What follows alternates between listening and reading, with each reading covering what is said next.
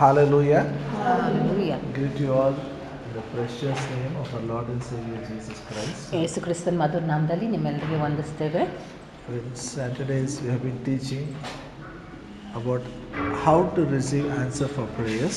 ಶನಿವಾರ ದಿವಸ ನಾವು ಕಲಿಸ್ತಾ ಇರುವಂಥದ್ದು ಏನಂದರೆ ಹೇಗೆ ನಮ್ಮ ಪ್ರಾರ್ಥನೆಗಳಿಗೆ ಉತ್ತರ ಹೊಂದಿಕೊಳ್ಳುವಂಥದ್ದು. There are few weeks I was not there, okay, but still I am continuing it. ಕೆಲವು ವಾರಗಳ ತನಕ ನಾನು ಇರಲಿಲ್ಲ, ಆದರೆ ಅಂತೂ ಕೂಡ ಅದನ್ನು ನಾನು ಮುಂದುವರಿಸ್ತೇನೆ. Hallelujah. Hallelujah. Turn your Bible to Gospel according to John 15th chapter verse 7. ನಿಮ್ಮ ಸತ್ಯವೇದವನ್ನು ಯೋಹಾನನ ಬರೆದ ಸುವಾರ್ತೆ 15ನೇ ಅಧ್ಯಾಯ 7ನೇ ವಚನಕ್ಕೆ ತಿರುಗಿಸ್ರಿ.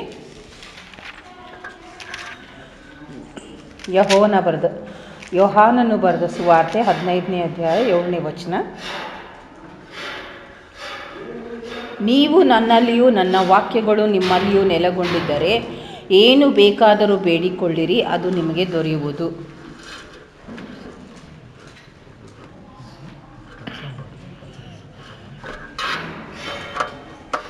John 15:7. If you abide in me and my words abide in you, you shall ask what you will and it shall be done unto you. ನೀವು ನನ್ನಲ್ಲಿಯೂ ನನ್ನ ವಾಕ್ಯಗಳು ನಿಮ್ಮಲ್ಲಿಯೂ ನೆಲೆಗೊಂಡಿದ್ದರೆ ಏನು ಬೇಕಾದರೂ ಬೇಡಿಕೊಳ್ಳಿರಿ, ಅದು ನಿಮಗೆ ದೊರೆಯುವುದು. Hallelujah. Hallelujah. If you abide in me means when we are born again, we are in Christ. ನೀವು ನನ್ನಲ್ಲಿ ನೆಲೆಗೊಂಡಿರುವಂಥದ್ದು ಅಂದ್ರೆ ಅರ್ಥ ಯಾವಾಗ ನಾವು ಕ್ರಿಸ್ತನಲ್ಲಿ ಇದ್ದೇವೆ, ನಾವು ಹೊಸದಾಗಿ ಹುಟ್ಟಿದ್ದೇವೆ. And my words abide in you. ನನ್ನ ವಾಕ್ಯಗಳು ನಿಮ್ಮಲ್ಲಿ ನೆಲೆಗೊಂಡಿರುವಂಥದ್ದು. When the word of God stays in our heart, ಅಂದರೆ ಯಾವಾಗ ದೇವರ ವಾಕ್ಯ ನಮ್ಮ ಹೃದಯದಲ್ಲಿ ಇರ್ತದೆ, you shall ask what you will. ನೀವು ಏನಾದರೂ ಬೇಡಿಕೊಳ್ಳ್ರಿ, it shall be done unto you. ಅದು ನಿಮಗೆ ಕೊಡಲ್ಪಡುವುದು. Means all our prayers we have assurance it will be answered. ಅಂದರೆ ನಮ್ಮ ಪ್ರತಿಯೊಂದು ಪ್ರಾರ್ಥನೆಗೆ ನಮಗೆ ಉತ್ತರ ಸಿಗ್ತದೆ ಅನ್ನುವಂಥ ಖಚಿತತೆ ನಮಗೆ ಇರ್ತದೆ. Hallelujah. Hallelujah. So when our prayers are answered, we are very happy. ಯಾವಾಗ ನಮ್ಮ ಪ್ರಾರ್ಥನೆಗೆ ಉತ್ತರ ಸಿಗ್ತದೆ ನಮಗೆ ತುಂಬ ಸಂತೋಷ ಆಗ್ತದೆ. Yes or no? ಹೌದಾ ಇಲ್ಲ? If it is delayed, ಅದೇ ನಮ್ಮ ಪ್ರಾರ್ಥನೆಗೆ ಅಲ್ಲಿ ತಡ ಆಯಿತು ಅಂದರೆ we are still happy. ಇನ್ನೂ ಸಂತೋಷವಾಗಿರ್ತೀರಾ? Anything we can tolerate, but our prayer should be answered. If it is not answered, we can't. ಯಾವುದಾದ್ರೂ ನಾವು ಸಹಿಸ್ಕೊಳ್ಬೋದು, ಆದರೆ ನಮ್ಮ ಪ್ರಾರ್ಥನೆಗಳು ತಡ ಆಗುವಂಥದ್ದನ್ನು ನಾವು ಸಹಿಸ್ಕೊಳ್ಳೋದಿಲ್ಲ. You know, there are so many things I am praying, big things. Gulbarga should be saved. We should have a lot of churches in villages. So many things I am praying. ನಾನು ಎಷ್ಟೋ ವಿಷಯಕ್ಕಾಗಿ ನಾನು ಪ್ರಾರ್ಥನೆ ಮಾಡ್ತಾ ಇದ್ದೀನಿ. ಏನಂತಂದರೆ ಅಲ್ಲಿ ಗುಲ್ಬರ್ಗದಲ್ಲಿ ಎಷ್ಟೊಂದು ಸಭೆಗಳು ಇರಬೇಕು ಎಂಬುದಾಗಿ, and people should be saved. ಅಲ್ಲಿ ರಕ್ಷಣೆ ಹೊಂದಬೇಕು, all should be saved. ಎಲ್ಲರೂ ರಕ್ಷಣೆ ಹೊಂದಬೇಕು. There are some things are happening, some things very slow. ಕೆಲವು ವಿಷಯಗಳು ಆಗ್ತಾ ಇದ್ದಾವೆ, ಕೆಲವು ವಿಷಯಗಳು ನಿಧಾನವಾಗಿ ಆಗ್ತಾ ಇದ್ದಾವೆ. So I decided I want to find out what hinders our prayer, what I should do so to get answer for prayer. ಅದಕ್ಕೆ ನಾನು ಕಂಡುಹಿಡಿತಾ ಇದ್ದೀನಿ ಯಾವ ವಿಷಯ ನನ್ನ ಪ್ರಾರ್ಥನೆಗೆ ಅಡ್ಡಿಯಾಗಿ ನಿಲ್ಕೊಳ್ತಾ ಇದೆ ಮತ್ತು ಯಾವ ವಿಷಯಗಳು ನನ್ನ ಪ್ರಾರ್ಥನೆಗೆ ಉತ್ತರ ಸಿಗುವಂತೆ ಮಾಡ್ತದೆ. Every Christian should know it. ಪ್ರತಿಯೊಬ್ಬ ಕ್ರೈಸ್ತರಿಗೆ ಇದು ವಿಷಯ ಗೊತ್ತಿರಬೇಕು. And if he knows it, he will get answer for his prayer. ಇದ್ರ ವಿಷಯ ನಿಮಗೆ ಗೊತ್ತಿದ್ರೆ ಖಂಡಿತವಾಗಿ ನಿಮ್ಮ ಪ್ರಾರ್ಥನೆಗೆ ನೀವು ಉತ್ತರ ಕಂಡುಕೊಳ್ತೀರಾ. So the moment we think about prayer, we think about act of prayer. We should kneel down, we should close eyes, we should cry. ಪ್ರಾರ್ಥನೆ ಅಂದ ತಕ್ಷಣನೇ ನಾವು ಒಂದು ಪ್ರಾರ್ಥನೆಯ ಒಂದು ಕಾರ್ಯ ಅಂತ ನಾವು ಅಲ್ಲಿ ಯೋಚನೆ ಮಾಡ್ತೀವಿ. ಅಂದರೆ ಪ್ರಾರ್ಥನೆ ಮಾಡುವಾಗ ಮೊಣಕಾಲು ಊರಬೇಕು, ಕಣ್ಣು ಮುಚ್ಚಬೇಕು, ಕಾಯಿಗಳನ್ನು ಎತ್ತಬೇಕು ಅನ್ನುವಂಥ ವಿಷಯದ ಬಗ್ಗೆ ಯೋಚನೆ ಮಾಡ್ತೀವಿ. We are thorough with all these things. ಇದ್ರ ಬಗ್ಗೆ ನಮ್ಗೆಲ್ಲರಿಗೂ ಚೆನ್ನಾಗಿ ಪರಿಚಯ ಇದೆ. ಇಷ್ಟು ಮಾಡಿ ಬಂದಿಲ್ಲಲ್ಲ, ಉತ್ತರ ಬಂದಿಲ್ಲಲ್ಲ, that is really discouraging. ನಾವು ಏನ್ಕೊಳ್ತೀವಿ ಏನಂದ್ರೆ ಅದು ಇಷ್ಟೆಲ್ಲ ಮಾಡಿದ್ದೀನಿ ಅಂದ್ರೂ ಉತ್ತರ ಬಂದಿಲ್ಲಲ್ಲ, ಅದಕ್ಕೆ ನಮಗೆ ನಿರಾಶೆ ಆಗ್ತದೆ. Act of prayer is a very brief moment. ನೋಡ್ರಿ, ಪ್ರಾರ್ಥನೆ ಮಾಡುವಂತ ಒಂದು ಕಾರ್ಯ ಅದು ಬಹಳ ಸ್ವಲ್ಪ ಸಮಯ ಇರುವಂತದ್ದಾಗಿರ್ತದೆ. What we do before prayer, what we do after prayer decides our answer for prayers. ಆದರೆ ಪ್ರಾರ್ಥನೆ ಮಾಡೋಕ್ಕಿಂತ ಮುಂಚೆ ನಾವು ಏನು ಮಾಡ್ತೀವಿ, ಪ್ರಾರ್ಥನೆ ಆದಮೇಲೆ ನಾವು ಏನು ಮಾಡ್ತೀವಿ ಅನ್ನುವಂಥದ್ದೇ ನಮ್ಮ ಪ್ರಾರ್ಥನೆಯ ಉತ್ತರಕ್ಕೆ ಅದು ನಿರ್ಧಾರ ಮಾಡ್ತದೆ. That is very important. What we do before, what we do afterwards. ಅದಕ್ಕೆ ಪ್ರಾರ್ಥನೆಗಿಂತ ಮುಂಚೆ ನಾವೇನು ಮಾಡ್ತೀವಿ, ಪ್ರಾರ್ಥನೆ ಆದಮೇಲೆ ನಾವೇನು ಮಾಡ್ತೀವಿ ಅದು ಬಹಳ ಮುಖ್ಯವಾಗಿದೆ. What we should do before. ಪ್ರಾರ್ಥನೆಗಿಂತ ಮುಂಚೆ ನಾವೇನು ಮಾಡಬೇಕು? Step 1. ಮೊದಲನೇ ಆದಂಥ ಹೆಜ್ಜೆ, You must be convinced God wants to answer your prayers. So ಪ್ರಾರ್ಥನೆಗಿಂತ ಮುಂಚೆ ಮೊದಲನೇ ಹೆಜ್ಜೆ ಏನಂತಂದರೆ ನಮಗೆ ಅಲ್ಲಿ ಖಚಿತತೆ ಇರಬೇಕು, ದೇವರು ನನ್ನ ಪ್ರಾರ್ಥನೆಗೆ ಉತ್ತರ ಕೊಡ್ತಾನೆ. Before I pray, I must be convinced God wants to answer my prayer. ಪ್ರಾರ್ಥನೆ ಮಾಡೋಕ್ಕಿಂತ ಮುಂಚೆನೇ ನನಗೆ ಅಲ್ಲಿ ಖಾತ್ರಿ ಇರಬೇಕೇನಂತಂದ್ರೆ ದೇವರು ನನ್ನ ಪ್ರಾರ್ಥನೆಗೆ ಉತ್ತರ ಕೊಡಲು ಬಯಸ್ತಾನೆ. Confidence is very important. ಆ ಭರವಸೆನೇ ಬಹಳ ಮುಖ್ಯ. Hallelujah. Hallelujah. There's no doubt. I am going to pray, God is going to answer it. ಅಲ್ಲಿ ಸ್ವಲ್ಪನೂ ಸಂಶಯ ಇರಬಾರ್ದು. ನೀವು ಅಂದ್ಕೊಳ್ಬೇಕೇನಂತ ನಿಮ್ಗೆ ಭರವಸೆ ಇರಬೇಕೇನಂದ್ರೆ ನಾನು ಪ್ರಾರ್ಥನೆ ಮಾಡ್ತೀನಿ, ನನಗೆ ಉತ್ತರ ಸಿಗ್ತದೆ. My Father will answer my prayer. ನನ್ನ ತಂದೆ ನನ್ನ ಪ್ರಾರ್ಥನೆಗೆ ಉತ್ತರ ಕೊಡ್ತಾನೆ. When He answers your prayer, what happens? ಯಾವಾಗ ದೇವರು ನಮ್ಮ ಪ್ರಾರ್ಥನೆಗೆ ಉತ್ತರ ಕೊಡ್ತಾನೋ ಅವಾಗ ಏನಾಗ್ತದೆ? Same John 15th chapter verse 8. ಅದೇ ಯೋಹಾನ 15ನೇ ಅಧ್ಯಾಯ 8ನೇ ವಚನ. Herein is my Father glorified, that you bear much fruit, so shall you be my disciples. ನೀವು ಬಹಳ ಫಲ ಕೊಡುವವರಿಂದಲೇ ನನ್ನ ತಂದೆಗೆ ಮಹಿಮೆ ಉಂಟಾಗುವುದು ಮತ್ತು ನನ್ನ ಶಿಷ್ಯರಾಗುವಿರಿ. Hallelujah. Hallelujah. When our prayers are answered, Jesus is like bearing much fruit. ನಮ್ಮ ಪ್ರಾರ್ಥನೆಗೆ ಉತ್ತರ ಸಿಗುವಂಥದ್ದು ಅದನ್ನು ಯೇಸು ಸ್ವಾಮಿ ಹೇಳ್ತಾ ಇದ್ದಾನೆ, ನಾವು ಬಹಳ ಫಲ ಕೊಡುವಂಥದ್ದು ಅಂತ ಹೇಳ್ತಾ ಇದ್ದಾನೆ. Bearing much fruit. ನಾವು ಬಹಳ ಫಲ ಕೊಡುವಂಥವರು. Say in Kannada, all of you. ಎಲ್ಲರೂ ನನ್ನೊಟ್ಟಿಗೆ ಹೇಳ್ರಿ, ನಾನು ಬಹಳ ಫಲ ಕೊಡುವೆನು. Means ಅರ್ಥ ಏನಂದ್ರೆ all your prayers are answered. ನಿಮ್ಮ ಎಲ್ಲ ಪ್ರಾರ್ಥನೆಗೆ ಉತ್ತರ ಸಿಕ್ಕಿದೆ. By that, Father in heaven is glorified. ಅದರ ಮೂಲಕ ತಂದೆಯಾದ ದೇವರಿಗೆ ಮಹಿಮೆ ಉಂಟಾಗ್ತದೆ. And you will be His disciples. ಅವಾಗ ನೀವು ಆತನ ಶಿಷ್ಯರಾಗ್ತೀರಿ. So we all are disciples of Jesus. ನಾವೆಲ್ಲರೂ ಯೇಸುವಿನ ಶಿಷ್ಯರಿದ್ದೇವೆ. Yes or no? ಹೌದಾ ಇಲ್ಲ? What is the sign? ಅದರ ಸೂಚನೆ ಏನು? You will pray, God will answer. ನೀವು ಪ್ರಾರ್ಥನೆ ಮಾಡ್ತೀರಿ, ದೇವರು ನಿಮ್ಮ ಪ್ರಾರ್ಥನೆಗೆ ಉತ್ತರ ಕೊಡ್ತಾನೆ. And by seeing that, He will be glorified. ಆ ಪ್ರಾರ್ಥನೆ ನೀವು ಉತ್ತರ ಹೊಂದಿಕೊಂಡಿರುವಂಥದ್ದನ್ನು ನೋಡಿ ದೇವರಿಗೆ ಅಲ್ಲಿ ಮಹಿಮೆ ಆಗ್ತದೆ. The second step is ಅಲ್ಲಿ ಎರಡನೇ ಹೆಜ್ಜೆ ಏನಂದ್ರೆ before you pray only you should decide based on the word of God, based on the promise of God, what you are going to pray. ಎರಡನೇ ಹೆಜ್ಜೆ ಏನಂತಂದ್ರೆ ಪ್ರಾರ್ಥನೆಗಿಂತ ಮುಂಚೆನೇ ನೀವು ಅಲ್ಲಿ ನಿರ್ಧಾರ ಮಾಡಬೇಕು, ಯಾವುದಕ್ಕಾಗಿ ನಾನು ಪ್ರಾರ್ಥನೆ ಮಾಡಬೇಕು. What you want from God should be based on the promise of God. ನೀವು ದೇವರಿಂದ ಏನು ಅಪೇಕ್ಷೆ ಮಾಡ್ತಾ ಇದ್ದೀರಿ, ಏನು ಬಯಸ್ತಾ ಇದ್ದೀರೋ ಅದು ದೇವರ ವಾಗ್ದಾನದ ಮೇರೆಗೆ ಇರಬೇಕು. Say in English, what I want from God must be based on the promise of God. ನಾನು ದೇವರಿಂದ ಏನು ಅಪೇಕ್ಷೆ ಮಾಡ್ತಾ ಇದ್ದೀನೋ, ದೇವರಿಂದ ಏನು ಕೇಳಿಕೊಳ್ತಾ ಇದ್ದೀನೋ ಆ ಪ್ರಾರ್ಥನೆ ದೇವರ ವಾಗ್ದಾನದ ಆಧಾರವಾಗಿ ಇರಬೇಕು. You understand? That's why prayer is very serious business. ನೋಡ್ರಿ, ಅರ್ಥ ಆಗ್ತಾ ಇದೆ ಇಲ್ಲ? ಇದಕ್ಕಾಗಿಯೇ ನಾವು ಪ್ರಾರ್ಥನೆ ಮಾಡುವಂಥದ್ದು ಬಹಳ ಗಂಭೀರವಾಗಿರುವಂಥ ವಿಷಯ. It's not prayer means we go blah blah blah, we tell something, we come off. No, our words, what we use, what we pray, everything should be based on the promise of God. ಸುಮ್ಮನೆ ಪ್ರಾರ್ಥನೆ ಮಾಡ್ತೀನಿ, ಏನೋ ಮನಸ್ಸಿಗೆ ಬಂದದ್ದು ಬಾಯಿಗೆ ಬಂದದ್ದು ಹೇಳ್ತೀನಿ ಅಂತ ಅನ್ನುವಂಥದ್ದಲ್ಲ. ಅದಕ್ಕೆ ನಮಗೆ ಗೊತ್ತಿರಬೇಕು ಏನಂದರೆ ದೇವರ ವಾಕ್ಯದಲ್ಲಿ ಏನು ಬರೆದಿದೆ, ಏನು ವಾಗ್ದಾನಗಳಿದ್ದಾವೆ ಅದನ್ನು ಗೊತ್ತು ಮಾಡಿಕೊಂಡು ನಾವು ಪ್ರಾರ್ಥನೆ ಮಾಡಬೇಕು. Ask what you want, believe that you already received it. ಮೂರನೇ ಹೆಜ್ಜೆ ಏನಂತಂದರೆ ನೀವು ಕೇಳ್ಕೊಳ್ರಿ, ನಿಮಗೇನು ಬೇಕೋ ಅದನ್ನು ಕೇಳ್ಕೊಳ್ರಿ, ನೀವು ನಂಬ್ರಿ, ನೀವು ಏನು ಕೇಳ್ಕೊಂಡಿರೋ ಅದು ನಿಮಗೆ ದೊರಕ್ತದೆ. ದೊರಕಿದೆ ಅಂತ ನಂಬ್ರಿ, ಅವಾಗ ಅದು ನಿಮಗೆ ದೊರಕ್ತದೆ. ಅಂದರೆ ಇಲ್ಲಿ ವಾಕ್ಯ ಏನು ಹೇಳ್ತದೆ ಅಂತಂದರೆ ಮೂರನೇ ಹೆಜ್ಜೆ, ನೀವು ಪ್ರಾರ್ಥನೆ ಮಾಡಿದಾಗ ನೀವು ನಂಬಬೇಕು, ನಿಮ್ಗೆ ಆಲ್ರೆಡಿ ಆ ಪ್ರಾರ್ಥನೆಗೆ ಉತ್ತರ ಸಿಕ್ಕಿದೆ. Because God has blessed you with all the blessings in the spiritual realm in Christ Jesus. ಯಾಕಂತಂದ್ರೆ ದೇವರು ಆಗಲೇ ನಿಮ್ಮ ಎಲ್ಲ ಆತ್ಮಿಕ ಆಶೀರ್ವಾದಗಳನ್ನು ಯೇಸು ಕ್ರಿಸ್ತನಲ್ಲಿ ಆಶೀರ್ವದಿಸಿದ್ದಾನೆ. So you have to thank him. Father, we thank you for giving me this. Thank you for giving me this. ಅದಕ್ಕೆ ನೀವು ದೇವರಿಗೆ ಸ್ತೋತ್ರ ಮಾಡಬೇಕು. ತಂದೆ, ಈ ಒಂದು ಪ್ರಾರ್ಥನೆಗೆ ಉತ್ತರ ಕೊಟ್ಟಿದ್ದಿ, ಅದಕ್ಕೆ ಸ್ತೋತ್ರ. ಇದನ್ನು ನೀನು ನನಗೆ ಆಗಲೇ ಕೊಟ್ಟಿದ್ದಿ, ಅದಕ್ಕೆ ಸ್ತೋತ್ರ. The fourth step. ನಾಲ್ಕನೇ ಹೆಜ್ಜೆ, after this, ನಾವು ಪ್ರಾರ್ಥನೆ ಮಾಡಿದ ಮೇಲೆ every thought in our mind, every desire should be, should conform to that what we have prayed.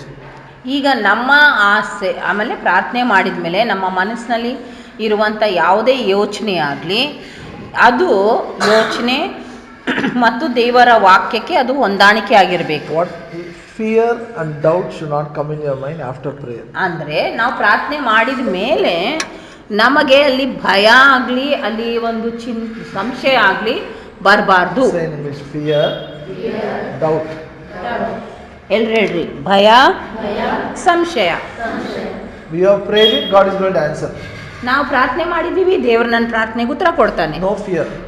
ಅದಕ್ಕೆ ಯಾವ ಭಯ ಇಲ್ಲ. No doubt whether it will happen or not, because we have prayed, God answered.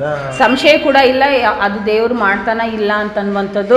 ಯಾಕಂದ್ರೆ ನಾ ಪ್ರಾರ್ಥನೆ ಮಾಡಿದ್ದೀನಿ, ದೇವರ ಉತ್ತರ ಕೊಡ್ತಾನೆ. Why we have prayed, how we have prayed. ನಾವು ಹೇಗೆ ಪ್ರಾರ್ಥನೆ ಮಾಡಿದ್ದೀವಿ, ಯಾಕೆ ಪ್ರಾರ್ಥನೆ ಮಾಡಿದ್ದೀವಿ? We have prayed only based on the promise of God. ನಾವು ನಮ್ಮ ಪ್ರಾರ್ಥನೆ ದೇವರ ವಾಕ್ಯದ ಆಧಾರವಾಗಿ ಇದೆಯಲ್ಲ. So no fear, no doubt. ಅದಕ್ಕೆ ಭಯ ಇಲ್ಲ, ಯಾವ ಸಂಶಯ ಕೂಡ ಇಲ್ಲ. Tell your neighbor, don't fear, don't doubt. ನಿಮ್ಮ ಪಕ್ಕದವ್ರಿಗೆ ಹೇಳ್ರಿ, ಭಯ ಪಡಬೇಡ, ಸಂಶಯ ಪಡಬೇಡ.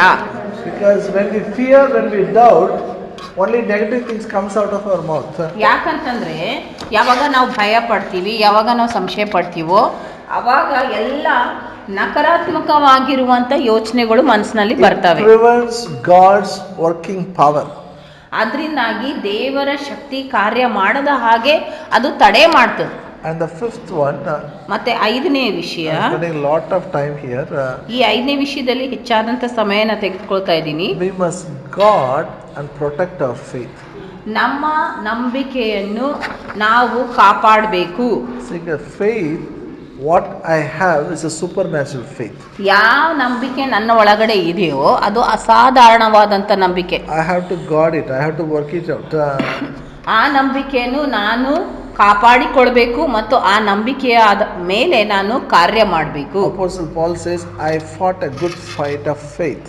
ಅಪೊಸ್ತಲನಾದ ಪೌಲನ್ ಹೇಳ್ತಾನೆ, ನಾನು ಒಂದು ಉತ್ತಮವಾದಂತ ಹೋರಾಟವನ್ನು ಆಡಿದ್ದೇನೆ. And he is telling Timothy, you should also fight a good fight of faith. ಆಮೇಲೆ ಆತನು ತಿಮೋತಿಗೆ ಹೇಳ್ತಾ ಇದ್ದಾನೆ, ನೀನು ಕೂಡ ಒಳ್ಳೆಯ ನಂಬಿಕೆಯ ಹೋರಾಟ ಆಡಬೇಕು. Listen to me, all of you. ಎಲ್ಲರೂ ನನಗೆ ಕೇಳ್ರಿ. ಇಲ್ಲಿ We all pray. ನಾವೆಲ್ಲರೂ ಪ್ರಾರ್ಥನೆ ಮಾಡ್ತೀವಿ, Answer will come. ಅಲ್ಲಿ ಉತ್ತರ ಬರ್ತದೆ. What you pray, you will see it. ನೀವೇನ್ ಪ್ರಾರ್ಥನೆ ಮಾಡಿದಿರೋ ಅದಕ್ಕೆ ಉತ್ತರ ನೀವು ನೋಡೇ ನೋಡಿ. But from the time you say amen to your prayer till you receive, this faith is very important. Fighting a good fight of faith is very important. ಈಗ ನೀವು ಪ್ರಾರ್ಥನೆ ಮಾಡಿದ್ಮೇಲೆ ಆಮೇನ್ ಅಂತ ಹೇಳ್ತಿರಲ್ಲ, ಆಮೇನ್ ಮಾಡಿದ ಮೇಲೆ ಮತ್ತು ನಿಮ್ಮ ಪ್ರಾರ್ಥನೆ ಉತ್ತರ ಸಿಗುವ ಒಂದು ಸಮಯದ ಅಂತರದಲ್ಲಿ ನಿಮ್ಮ ನಂಬಿಕೆಯ ಮೇಲೆ ಕಾರ್ಯ ಮಾಡುವಂಥದ್ದು ಬಹಳ ಮುಖ್ಯ. Discouragements will come. ಆ ಮಧ್ಯದ ಸಮಯದಲ್ಲಿ ನಿಮಗೆ ಅಲ್ಲಿ ನಿರಾಶೆ ಬರ್ತದೆ, Insult will be there. ಅಲ್ಲಿ ಅವಮಾನ ಬರ್ಬೋದು. You should not get distracted. You should be focused on what you are doing. ಆ ವಿಷಯಗಳು ಬಂದಾಗ ನಾವು ಅಲ್ಲಿ ಗಲಿಬಿಲಿಗೆ ಒಳಗಾಗಬಾರ್ದು. ನಾವು ಯಾವುದಕ್ಕಾಗಿ ಪ್ರಾರ್ಥನೆ ಮಾಡಿದ್ವೋ ಅದ್ರ ಮೇಲೇನೆ ನಮ್ಮ ದೃಷ್ಟಿ ಇರಬೇಕು. Our focus is answer should come. ನಮ್ಮ ದೃಷ್ಟಿ ಎದ್ರ ಮೇಲೆ ಇರಬೇಕಂತಂದ್ರೆ ಅಲ್ಲಿ ಉತ್ತರ ಬರಬೇಕು. My focus is I should receive answer for my prayer. ನನ್ನ ಪ್ರಾರ್ಥನೆಗೆ ಉತ್ತರ ಬರಬೇಕು, ಅದೇ ನನ್ನ ದೃಷ್ಟಿಯಾಗಿದೆ. You understand focus? ನಿಮ್ಗೆ ಅರ್ಥ ಆಗ್ತಾ ಇದೆ ದೃಷ್ಟಿ ಮಾಡೋದು ಅಥವಾ ಅದರ ಮೇಲೇನೆ ನಾನು ಗಮನ ಹಾಕೋದು? You have seen this arrow shooting competition or shooting with the gun?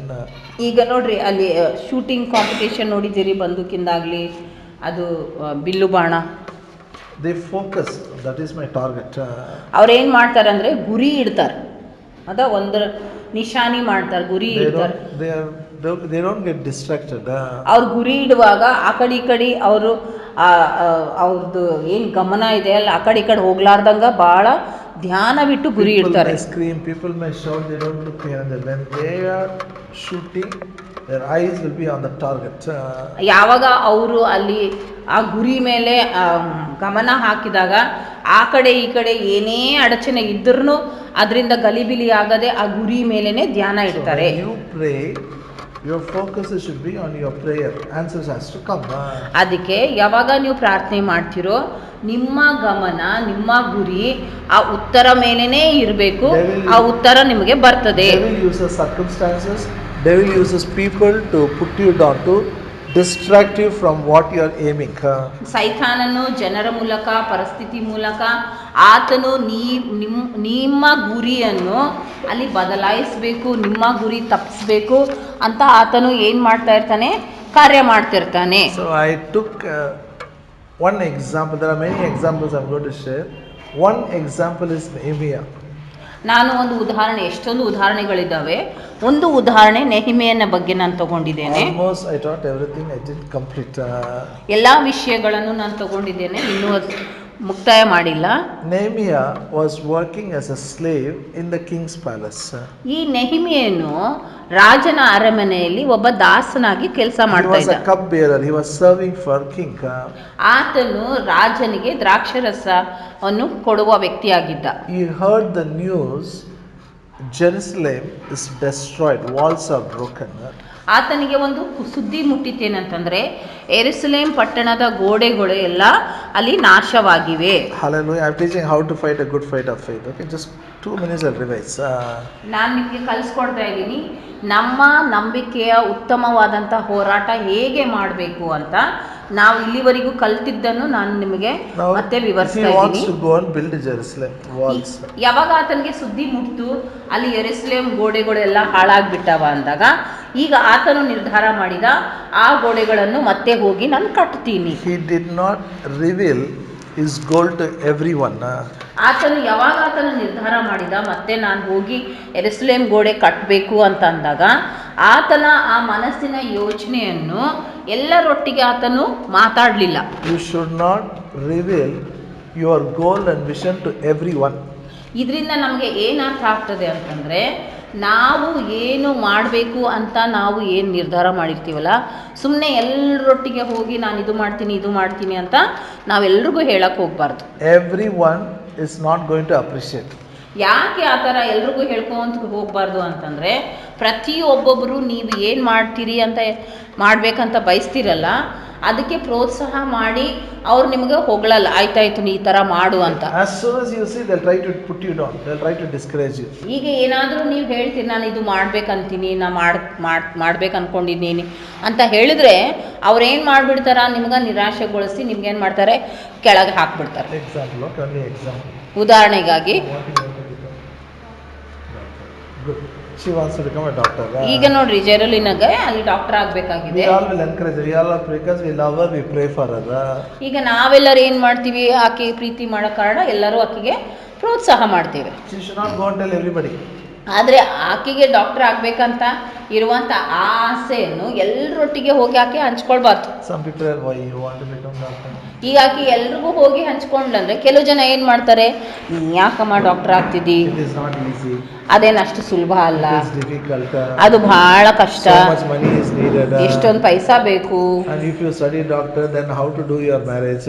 ಈಗ ನೀನು ಡಾಕ್ಟರ್ ಆದಿ ಅಂತಂದ್ರೆ ನಿನ್ನ ಮದುವೆ ಹೆಂಗೆ ಮಾಡೋದು, 10 years you have to study. 10 ವರ್ಷ ತನಕ ಓದಬೇಕು. 99% will discourage.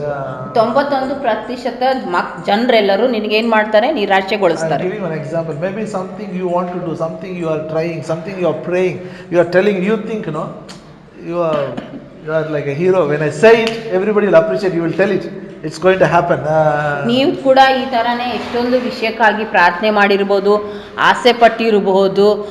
ಆಮೇಲೆ ಅದ್ರ ಕುರಿತಾಗಿ ನೀವು ಎಷ್ಟೋ ಜನರಿಗೆ ಹೇಳಿದಾಗ ನೀವು ಅಂದ್ಕೊಳ್ತಿರ್ಬೋದು, ನಂದು ಇಷ್ಟು ಆಸೆ ಇದೆ, ಇಷ್ಟು ಒಳ್ಳೆ ಆಸೆ ಇದೆ, ಅದನ್ನು ನಾನು ಜನರೊಟ್ಟಿಗೆ ಹಂಚ್ಕೊಂಡ್ರೆ ಅವರೆಲ್ಲರೂ ನಿಮಗೆ ಪ್ರೋತ್ಸಾಹ ಮಾಡ್ತಾರೆ, ಪ್ರಶಂಸೆ ಮಾಡ್ತಾರೆ ಅಂತ ಅಂದ್ಕೊಂಡಿರ್ಬೋದು. They will feel jealous and they'll discourage you.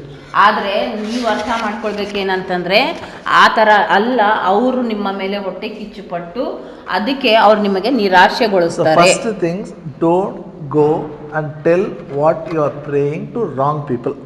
ಮೊಟ್ಟ ಮೊದಲೇದಾಗಿ ಇರುವಂಥ ವಿಷಯ ಏನಂತಂದರೆ, ನೀವು ಯಾವುದರ ಕುರಿತಾಗಿ ಪ್ರಾರ್ಥನೆ ಮಾಡಿದ್ದೀರೋ ಅದರ ಕುರಿತಾಗಿ ತಪ್ಪಾದಂಥ ಜನರ ಒಟ್ಟಿಗೆ ಹಂಚ್ಕೊಳ್ಬೇಡ್ರಿ. ಹೋಗಿ ಹಂಚ್ಕೊಳ್ಬೇಡ್ರಿ. Hallelujah. Hallelujah. If that man is anointed person, he will tell, yes, go ahead, do it. ಈಗ ಆ ವ್ಯಕ್ತಿ ಯಾರ ಜೊತೆಗೆ ನೀವು ಹಂಚ್ಕೊಂಡಿದ್ದೀರಲ್ಲ, ಅವರು ಅಭಿಷೇಕ ಹೊಂದಿದವರಾಗಿದ್ದರೆ ಅವ್ರು ಹೇಳ್ತಾರೆ ಏನಂದರೆ, ಸರಿ ಇದೆ, ಹೋಗಿ ಮುಂದೆ ವರ್ಸು ಮಾಡು ಅಂತ. Otherwise he will tell, don't want. ಅವರು ಅಭಿಷೇಕ ಹೊಂದಿದವರು ಇರಲಿಲ್ಲ, ವಿಶ್ವಾಸ ಇರಲಿಲ್ಲ ಅಂದರೆ ಅವ್ರೇನಂತಾರೆ, ಇಲ್ಲೆಲ್ಲ ಮಾಡಬೇಡ ಅಂತ ಹೇಳ್ತಾರೆ. They will give 1000 advice why you should not. ಆಮೇಲೆ ಅವರು ನಿಮಗೆ 1000 ಅಲ್ಲಿ ಬೋಧನೆ ಹೇಳ್ತಾರೆ ಏನಂತಂದರೆ, ಯಾಕೆ ನೀನು ಅದನ್ನು ಮಾಡಬಾರ್ದು ಅಂತ. Example, okay. Suppose you keep one iron rod in the fire. ಈಗ ಒಂದು ಕಬ್ಬಿಣದ ಒಂದು ರಾಡ್, ಓಕೆ, ಬೆಂಕಿಯಲ್ಲಿ ಇಟ್ಟರೆ what happens? ಏನಾಗ್ತದೆ ಹೇಳ್ರಿ? It becomes hot, it becomes red in color. ಅದು ಕೆಂಪಾಗಿ ಅಲ್ಲಿ ಬಿಸಿ ಆಗ್ತದಲ್ಲ ಏನು? If you keep it next to one more rod, what happens? ಈಗ ಅದೇ tie it one more rod. ಬಿಸಿ ಕೆಂಪುಗೆ ಆಗಿರುವಂತ ಆ ಕಬ್ಬಿಣದ ರಾಡ್ ಇನ್ನೊಂದು ರಾಡ್ ಜೊತೆ ಪಕ್ಕಕ್ಕೆ ಇಟ್ಟರೆ ಏನಾಗ್ತದೆ? That also will become hot. ಅದನ್ನು ಅಲ್ಲಿ ಬಿಸಿ ಆಗ್ತದೆ, ಗರಂ ಆಗ್ತದೆ, ಕೆಂಪಾಗ್ತದಲ್ಲ. Yes or no? ಹೌದಾ ಇಲ್ಲ? You put it in cold water. ಆಮೇಲೆ ನೀವು ಹೋಗ್ಬಿಟ್ಟು ನೀರಿನಲ್ಲಿ ಹಾಕಿದ್ರೆ what happens? A red hot iron. ಈಗ ಆ ಕೆಂಪಾಗಿ ಬಿಸಿ ಇರುವಂತ ಆ ಕಬ್ಬಿಣ ಏನಾಗ್ತದೆ? ಏನು ಆವಾಜ್ ಬರ್ತದೆ? You should know. Sometimes you will be out of zeal, you will go and tell, I want to do, means somebody will put cold water. ಏನಾಗ್ತದೆ? ಉಸ್ಸನ ಆವಾಜ್ ಬರ್ತದೆ. Finish. What you carry also you will lose. ಅದಕ್ಕೆ ನಿಮಗೆ ಗೊತ್ತಿರಬೇಕೇನಂತಂದರೆ, ದೇವರು ನಿಮ್ಮ ಹೃದಯದಲ್ಲಿ ಆಸೆ ಹಾಕಿದ್ದಾಗ ಅದು ಯಾರ ಜೊತೆ ನೀವು ಹಂಚ್ಕೊಳ್ಬೇಕಂತ ನಿಮಗೆ ಚೆನ್ನಾಗಿ ಗೊತ್ತಿರಬೇಕು. ಈಗ ತಪ್ಪಾದಂಥ ಜನರ ಜೊತೆ ನೀವು ಹಂಚ್ಕೊಳ್ಳಾಗ ಅವ್ರು ಏನು ಮಾಡ್ದಂಗೆ ಆಗ್ತದೆ ಅಂತಂದರೆ, ಹೇಗೆ ಕಬ್ಬಿಣದ ಮೇಲೆ ನೀರು ಹಾಕಿದ್ರೆ ಪುಸ್ ಅಂತ ಶಬ್ದ ಬರ್ತದಲ್ಲ, ಆ ಥರ ಆಗ್ಬಿಡ್ತದೆ. You will be disgraced. ನಿಮಗೆ ನಿರಾಶೆ ಆಗ್ತದೆ. Second, ಎರಡನೇದಾಗಿ ನೋಡ್ರಿ, when he started the work, people came and insulted him. ಯಾವಾಗ ನೆಹಿಮೇನು ಕೆಲಸ ಪ್ರಾರಂಭ ಮಾಡಿದ್ರು, ಆವಾಗ ಜನ ಬಂದುಬಿಟ್ಟು ಆತನಿಗೆ ಏನು ಮಾಡಿದ್ರು ಅಂತಂದರೆ ಅವಮಾನಗೊಳಿಸಿದ್ರು. See, if you do something simple, nobody will bother. Something big you want to do, people will insult you. ನೋಡ್ರಿ, ಚಿಕ್ಕ ವಿಷಯ, ಭಾಳ ಸುಲಭವಾದಂಥ ವಿಷಯ ನೀವು ಮಾಡಿದ್ರ ಯಾರು ಏನು ಬಂದು ಹೇಳಂಗಿಲ್ಲ. ಆದರೆ ದೊಡ್ಡ ವಿಷಯ, ಅಸಾಧ್ಯವಾದಂಥದ್ದು ಮಾಡಲಿಕ್ಕೆ ನೀವು ಹೋದಾಗ ಅಲ್ಲಿ ಜನರು ಏನು ಮಾಡ್ತಾರೆ, ಅವ್ರು ನಿಮಗೆ ನಿರಾಶೆಗೊಳಿಸ್ತಾರೆ. Nehemiah did not waste his time. ಅದಕ್ಕೆ ನೆಹಿಮೇನು ಏನು ಮಾಡಿದ, ಅಲ್ಲಿ ಸಮಯವನ್ನು ವ್ಯರ್ಥ ಮಾಡಲಿಲ್ಲ. He did not answer his critics. ಆತನಿಗೆ ಯಾವ ಜನರು ಟೀಕೆ ಮಾಡ್ತಾ ಇದ್ರು, ಹಾಸ್ಯ ಮಾಡ್ತಾ ಇದ್ರು, ಅಂಥವ್ರಿಗೆ ಪ್ರತ್ಯುತ್ತರ ಕೊಡಲಿಲ್ಲ. Don't waste your time, answer your critics. ಅಂದರೆ ಇದರಿಂದ ಅರ್ಥ ಮಾಡಿಕೊಳ್ಳೋದೇನಂತಂದರೆ, ನಿಮ್ಮ ವಿರುದ್ಧವಾಗಿ ಯಾರೆಲ್ಲ ನಕಾರಾತ್ಮಕ ನಿಮಗೆ ಸಾಥಿ ಕೊಡ್ತಾ ಇಲ್ಲ, ನಿಮಗೆ ಪ್ರೋತ್ಸಾಹ ಮಾಡ್ತಾ ಇಲ್ಲಲ್ಲ, ಅಂಥವ್ರ ವಿಷಯದಲ್ಲಿ ನೀವು ಸಮಯ ವ್ಯರ್ಥ ಮಾಡಿ ಅವ್ರಿಗೆ ಸಮಜಾಯಿಸಲಿಕ್ಕೆ ಪ್ರಯತ್ನ ಮಾಡಬೇಡ್ರಿ. If you try to do it, you cannot fight a good fight of faith. ಅವ್ರಿಗೆ ಸಮಜಾಯಿಸೋದ್ರಲ್ಲಿ ನೀವು ಸಮಯ ವ್ಯರ್ಥ ಮಾಡಿದರೆ ನಿಮ್ಮ ಗುರಿಯನ್ನು, ನಿಮ್ಮ ಉತ್ತರವನ್ನು ನೀವು ಹೊಂದ್ಕೊಳ್ಳಿಕ್ಕೆ ಆಗಲ್ಲ. ನಾವು ಮಾತಾಡಿ ಕ್ಲಾರಿಫೈ ಮಾಡಬೇಕು. ಏನು ಕ್ಲಾರಿಫೈ? Nothing will happen. ನಾವು ಕೆಲವು ಜನ ಏನು ಅನ್ಕೊಳ್ತೀವಿ, ಇಲ್ಲ ಅವ್ರಿಗೆ ಮಾತಾಡಿ ಅವ್ರಿಗೆ ತಿಳಿಸಿ ಅವ್ರಿಗೆ ಸಮಜಾಯಿಸಬೇಕು. ಇಲ್ಲ, ಅವ್ರು ಸಮಜಾಯಿಸ್ಕೊಳ್ಳಿಕ್ಕೆ ಪ್ರಯತ್ನನೂ ಮಾಡಲ್ಲ. So don't waste time. ಅದಕ್ಕೆ ಅಲ್ಲಿ ಅವ್ರ ಜೊತೆ ಸಮಜಾಯಿಸಲಿಕ್ಕೆ ನೀವು ನಿಮ್ಮ ಸಮಯ ವ್ಯರ್ಥ ಮಾಡಬೇಡ್ರಿ. Nehemiah prayed to God. He took the burden and prayed to God. ಆದರೆ ನೆಹಿಮೇನ್ ಏನು ಮಾಡಿದ ಅಂತಂದರೆ, ಆತನ ಆ ಭಾರ ಅನ್ನು ದೇವರ ಮುಂದೆ ಪ್ರಾರ್ಥನೆಯಲ್ಲಿ ಇಟ್ಟನು. And he set a watch. He guarded day and night. ಆಮೇಲೆ ಆತನು ಆ ಗೋಡೆಯನ್ನು ರಾತ್ರಿ ಹಗಲು ಕಾಪಾಡಿದನು. He was, protecting it. ಆತನು ಗೋಡೆ ಕಟ್ಟಲಿಕ್ಕೆ ಪ್ರಾರಂಭ ಮಾಡಿದ. ಆದರೆ ಆ ಗೋಡೆಯನ್ನು ರಾತ್ರಿ ಹಗಲು ಅಲ್ಲಿ ಸುರಕ್ಷಿತವಾಗಿ ಇಟ್ಟನು. Or I'll say he was serious about his prayer. ಅಂದ್ರೆ ಆತನ ಕಾರ್ಯದ ಪ್ರಾರ್ಥನೆಯ ವಿಷಯವಾಗಿ ಬಹಳ ಗಂಭೀರವುಳ್ಳವನಾಗಿದ್ದ. He was very serious. What he is praying, he knows that's very important. ಅಂದ್ರೆ ಆತನಿಗೆ ಗೊತ್ತಿತ್ತು ಏನಂತಂದ್ರೆ ಆತನು ಯಾವ ವಿಷಯವಾಗಿ ಪ್ರಾರ್ಥನೆ ಮಾಡ್ತಾ ಇದ್ದಾನೋ ಅದು ಬಹಳ ಮುಖ್ಯ. Hallelujah. Hallelujah. He put an effort after prayer. ಅಂದ್ರೆ ಆತನು ಪ್ರಾರ್ಥನೆ ಮಾಡಿದ ಮೇಲೆ ಆ ಪ್ರಾರ್ಥನೆಗಾಗಿ ಒಂದು ತನ್ನ ಪ್ರಯತ್ನ ಹಾಕಿದ. Many people pray, they don't put effort. ಎಷ್ಟೋ ಜನರು ನೋಡ್ರಿ ಬರೀ ಪ್ರಾರ್ಥನೆ ಮಾಡ್ತಾರಷ್ಟೇ, ಆದ್ರೆ ಅದ್ರ ಜೊತೆಗೆ ಅವರ ಪ್ರಯತ್ನ ಹಾಕಲ್ಲ. You know, all over India the church is praying for revival. ನಿಮಗೆ ಗೊತ್ತಾ, ಪೂರ್ತಿ ಲೋಕದಲ್ಲಿ ಎಲ್ಲಾ ಸಭೆಗಳು ಉಜ್ಜೀವನಕ್ಕಾಗಿ ಪ್ರಾರ್ಥನೆ ಮಾಡ್ತಾ ಇದ್ದಾರೆ. Yes or no? ಹೌದಾ ಇಲ್ಲ? ಇಷ್ಟು ಪ್ರೇಯರ್ ಮಾಡಿದ್ರೆ ಯಾಕೆ ಆಗಿಲ್ಲ? ಈಗ ಇಷ್ಟು ಎಲ್ಲರೂ ಸೇರಿ ಎಷ್ಟು ಪ್ರಾರ್ಥನೆ ಮಾಡಿದ್ರು ಯಾಕೆ ಉಜ್ಜೀವನ ಬರ್ತಾ ಇಲ್ಲ?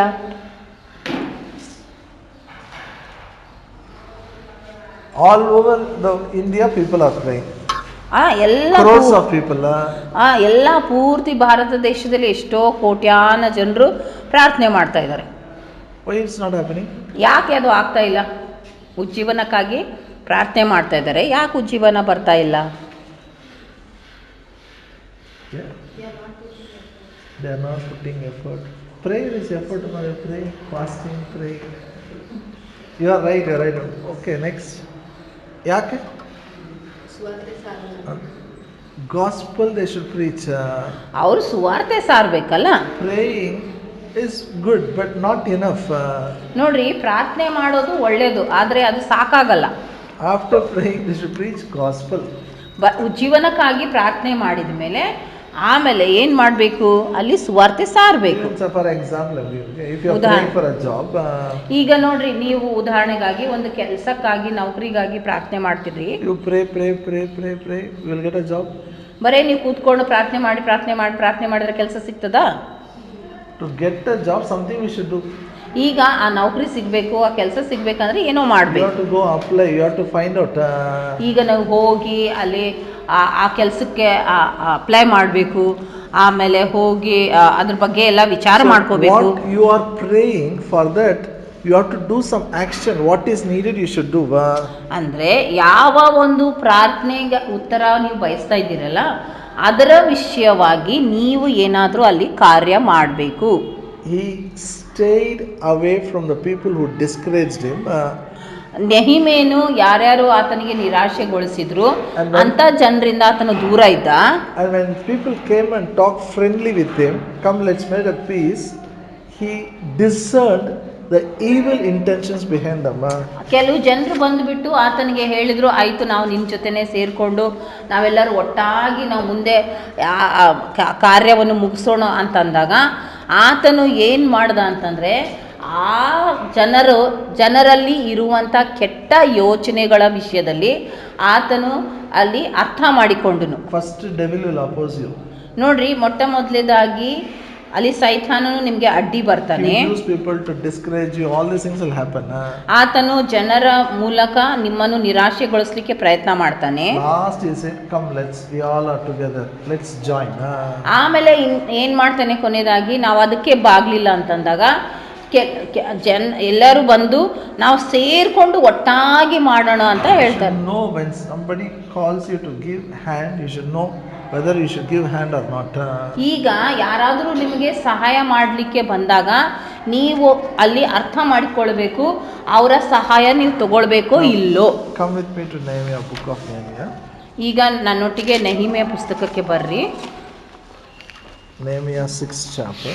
ನೆಹಿಮಿಯ 6ನೇ ಅಧ್ಯಾಯ verse 3 and 4. 3 ಮತ್ತು 4ನೇ ವಚನ.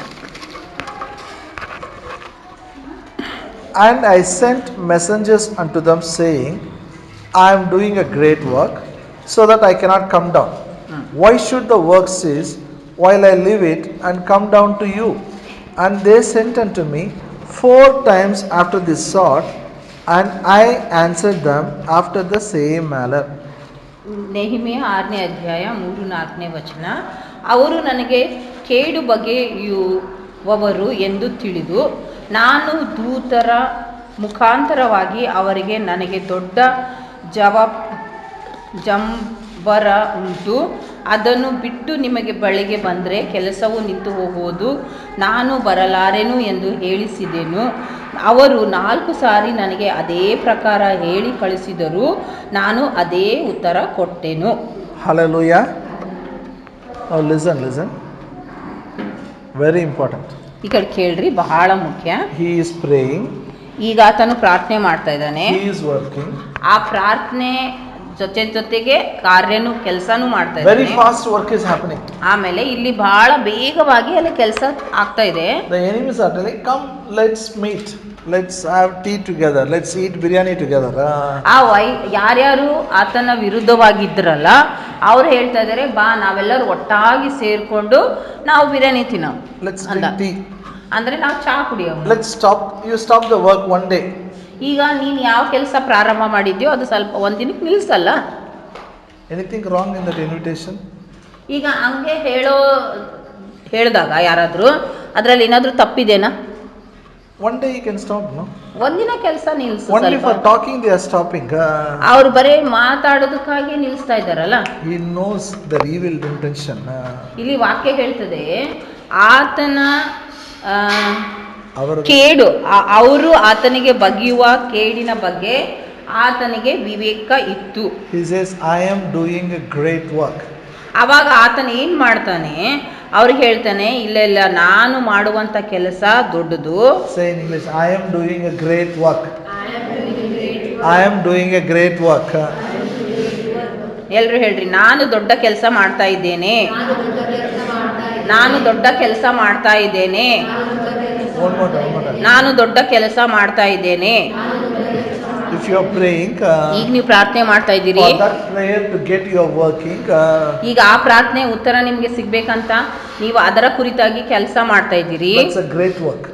ಆ ಕೆಲಸ ಅದು ದೊಡ್ಡ ಕೆಲಸ. Nothing should distract you take your focus away from it. ಆ ಕೆಲಸದಿಂದ ನಿಮ್ಮ ಗಮನ ಬೇರೆ ಕಡೆ ಹೋಗಬಾರ್ದು. Hallelujah. Hallelujah. He says, I will not stop the work because you call me. ಅದಕ್ಕೆ ಆತನ ಹೇಳ್ತಾನೆ ಆತನ ವೈರಿಗಳಿಗೆ, ನೀವು ನನಗೆ ಆರಾಮ್ ತಗೋ ಅಥವಾ ಬಾ ಅಂತ ಹೇಳಿದಾಗ ನನ್ನ ಕೆಲಸ ನಾನು ನಿಲ್ಲಿಸಲ್ಲ. Hallelujah. Hallelujah. No, listen to me. Look here. ಈ ಕಡೆ ಕೇಳಿಸ್ಕೊಳ್ರಿ. Once if they call, you can say no. ಈಗ ಯಾರಾದ್ರೂ ನೋಡ್ರಿ ಒಂದ್ಸತಿ ಕರೆದ್ರೆ ನಾವು ಇಲ್ಲ ಅಂತ ಹೇಳ್ಬೋದು. Yes or no? ಹೌದಾ ಇಲ್ಲ? Second time you can say no. ಎರಡನೇ ಸತಿ ಕೂಡ ಇಲ್ಲ ಅಂತ ಹೇಳ್ಬೋದು. Third time? ಮೂರನೇ ಸತಿ? Okay, third time also you say no. ಈಗ ಮೂರನೇ ಸತಿನೂ ನೀವು ಇಲ್ಲ ಅಂತ ಹೇಳ್ತೀರಿ. Fourth time if they call, what you should do? ಈಗ ನಾಲ್ಕನೇ ಸತಿ ಕರೆದ್ರು ಅಂದ್ರೆ ಏನ್ ಮಾಡ್ತೀರಿ?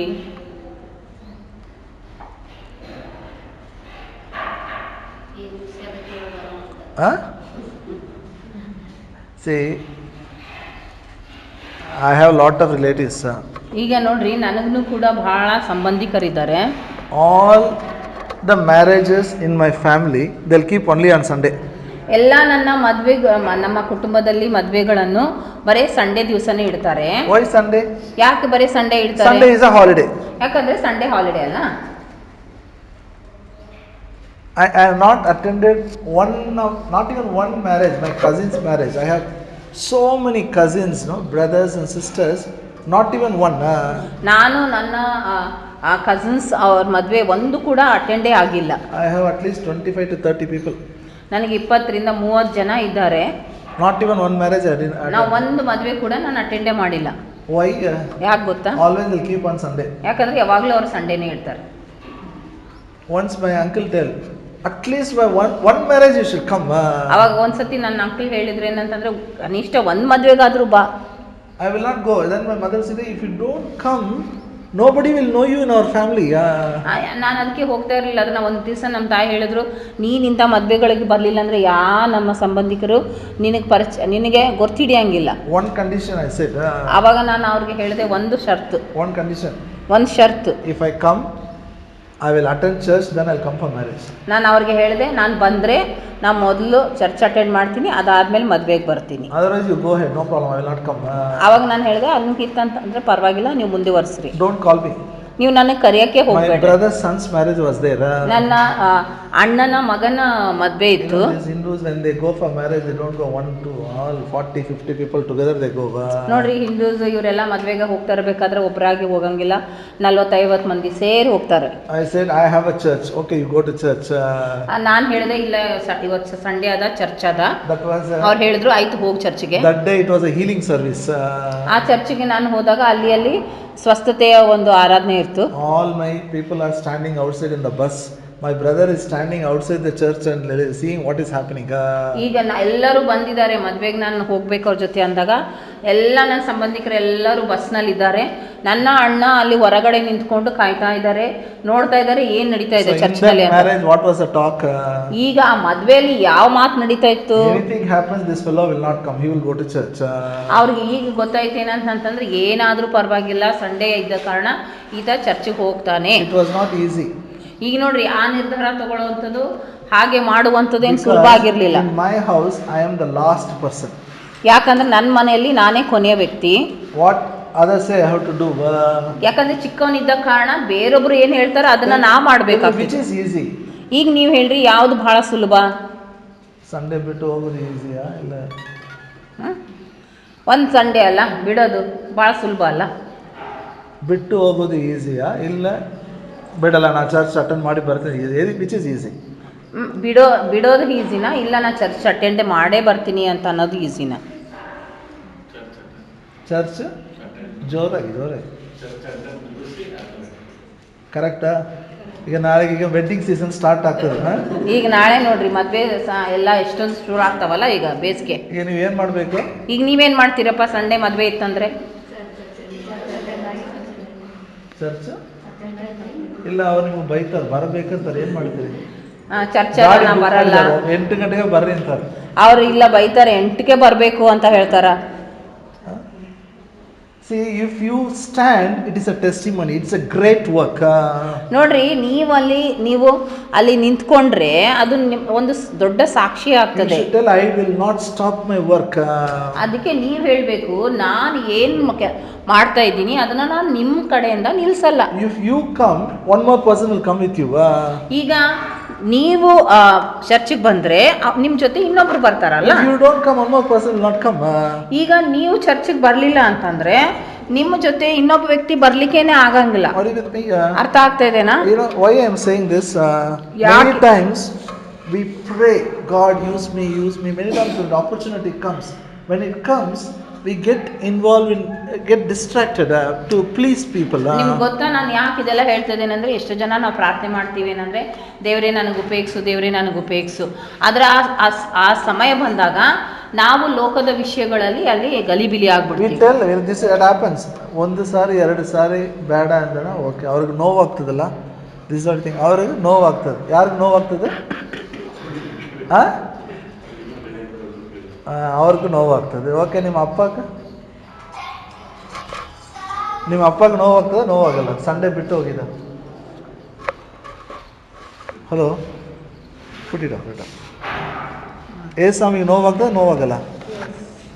ಈಗ ಯಾರು ಇಂಪಾರ್ಟೆಂಟ್? ಏಸ್ವಾಮಿಗೆ ನೋವಾಗಬೇಕಾ ಅವ್ರಿಗೆ ನೋವಾಗಬೇಕಾ? ಯಾರು important? Very easy to sing, I have decided to follow Jesus. ಭಾಳ ಸುಲಭವಾಗಿ ನಾನು ಯೇಸುವಿನ ಹಿಂದೆ ಹೋಗೋದು ನಿರ್ಧಾರ ಮಾಡೀನಿ.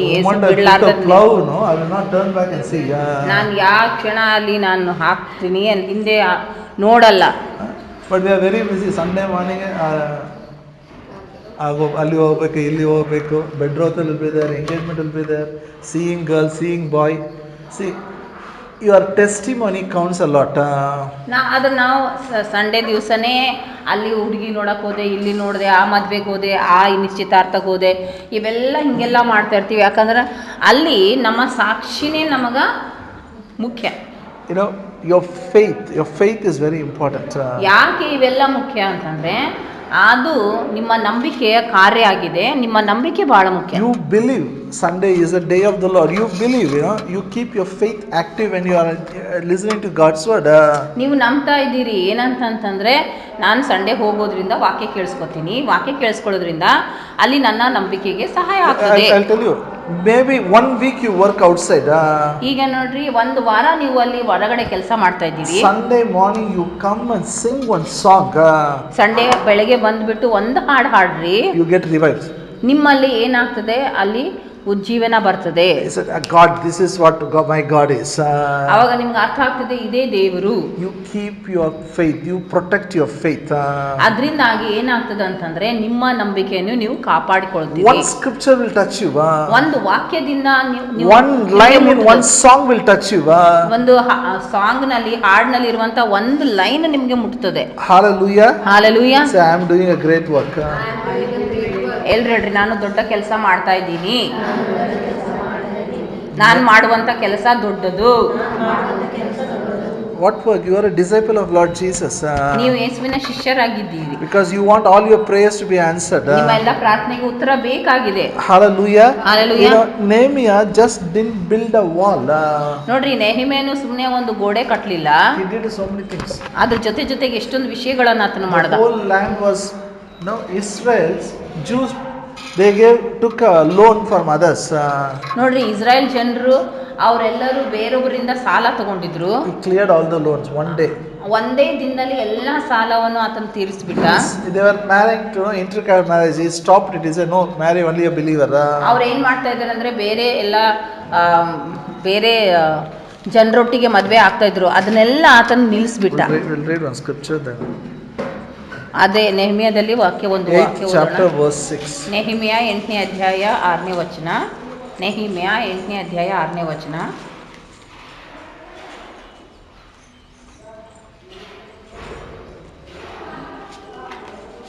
And Ezra blessed the Lord, the great God. All the people answered, Amen, Amen, with lifting up their hands. They bowed their heads, worship the Lord with their faces to the ground. ಎಜ್ರನು ಪರಾತ್ಪರನ ದೇವರಾದ ಯೆಹೋವನನ್ನು ಸ್ತುತಿಸಿದ್ದಕ್ಕೆ ಸರ್ವ ಜನರು ತಮ್ಮ ಕೈಗಳನ್ನೆತ್ತಿ ಆಮೇನ್ ಆಮೇನ್ ಎಂದು ಹೇಳಿ ನೆಲದ ಮಟ್ಟಿಗೂ ತಲೆ ಬಾಗಿ ಯೆಹೋವನನ್ನು ಆರಾಧಿಸಿದರು. And the verse 5 it says, Ezra opened the book in the sight of all the people, for he was above all the people. When he opened it, all the people stood up. ಅಲ್ಲಿ 5ನೇ ವಚನ ಹೇಳ್ತಿದೆ, ಸರ್ವ ಸಮೂಹಕ್ಕಿಂತಲೂ ಎತ್ತರವಾದ ಸ್ಥಳದಲ್ಲಿ ನಿಂತಿದ್ದ ಎಜ್ರನು ಜನರ ಸಮ್ಮುಖದಲ್ಲಿ ಗ್ರಂಥವನ್ನು ತೆರೆದ ಕೂಡಲೇ ಎಲ್ಲರೂ ಎದ್ದು ನಿಂತರು. He opened, he read it. He read the word of God for them. ಆತನು ಪುಸ್ತಕ ತೆಗೆದನು, ಗ್ರಂಥ ತೆಗೆದನು ಅಂತಂದ್ರೆ ಸತ್ಯವೇದವನ್ನು ತೆಗೆದನು. So Nehemiah's prayer is not building a wall. ನೋಡ್ರಿ, ನೆಹೆಮೀಯನು ಬರೇ ಒಂದು ಗೋಡೆ ಕಟ್ಟುವುದಕ್ಕಾಗಿ ಪ್ರಾರ್ಥನೆ ಮಾಡ್ತಾ ಇರಲಿಲ್ಲ. wall, no, more than that. ಆದ್ರೆ ಅದಕ್ಕಿಂತ ಹೆಚ್ಚಾಗಿ ವಿಷಯಗಳಿದ್ದವು. Change the lives of the people. ಆತನು ಏನ್ ಮಾಡಿದ ಅಂತಂದ್ರೆ, ಅಲ್ಲಿ ಜನರ ಜೀವಿತವನ್ನೇ ಬದಲಾಯಿಸಿದ. To build a compound wall, what we need? ನೋಡ್ರಿ, ಒಂದು ಕಾಂಪೌಂಡ್ ವಾಲ್ ಕಟ್ಟಬೇಕಂದ್ರೆ ನಮ್ಗೆ ಏನ್ ಬೇಕಾಗ್ತದೆ ಹೇಳ್ರಿ? Materials and money. ನೋಡ್ರಿ, ಹಣ ಬೇಕು, ಅಲ್ಲಿ ಸಾಮಾನುಗಳು ಬೇಕು. That is not great work. ನೋಡ್ರಿ, ಅದೇನ್ ಬಹಳ ದೊಡ್ಡ ಕೆಲಸ ಅಲ್ಲ. Great work is total restoration of lives. ನೋಡ್ರಿ, ದೊಡ್ಡ ಕೆಲಸ ಯಾವುದು ಅಂತಂದ್ರೆ ಜನರ ಜೀವಿತ ಅಲ್ಲಿ ಸಂಪೂರ್ಣವಾಗಿ ಮಾರ್ಪಡುವಂಥದ್ದು. Say in English, great work is a total restoration of life. ದೊಡ್ಡ ಕೆಲಸ ಯಾವುದೆಂದರೆ ಜನರ ಸಂಪೂರ್ಣ ಜೀವಿತ ಮಾರ್ಪಡುವಂಥದ್ದು. Hallelujah. Hallelujah. If we keep that as a focus, ಈಗ ಆ ವಿಷಯ ನಮ್ಮ ಒಂದು ದೃಷ್ಟಿ ಅಥವಾ ಗುರಿಯಾಗಿಟ್ಕೊಂಡ್ರೆ, the small things, our needs, prayer and getting an answer is very easy. ನಮ್ಮ ಸಣ್ಣ ವಿಷಯಕ್ಕಾಗಿ ನಾವು ಪ್ರಾರ್ಥನೆ ಮಾಡಿದಾಗ ಅದು ಉತ್ತರವನ್ನು ಹೊಂದಿಕೊಳ್ಳುವಂಥದ್ದು ಬಹಳ ಸುಲಭ. We are believing God for total restoration of everyone. ನಾವು ನಮ್ಮ ದೇವರ ಹತ್ರ ಏನಂತ ನಂಬ್ತಾ ಇದ್ದೀವಿ? ಪ್ರತಿಯೊಬ್ಬೊಬ್ಬರ ಜೀವಿತ ಮಾರ್ಪಡ್ಬೇಕಂತ. Problems will come, ಸಮಸ್ಯೆಗಳು ಬರ್ತವೆ, challenges will come, ಸವಾಲುಗಳು ಬರ್ತವೆ. Don't give up. ಅಲ್ಲಿ ನೀವು ಬಿಟ್ಕೊಡ್ಬಾರ್ದು. Don't waste time. ಅಲ್ಲಿ ಸಮಯ ವ್ಯರ್ಥ ಮಾಡಬಾರ್ದು. Don't compromise. ಆಮೇಲೆ ಅಲ್ಲಿ ನೀವು ಒಪ್ಪಂದ ಮಾಡಿಕೊಳ್ಬಾರ್ದು.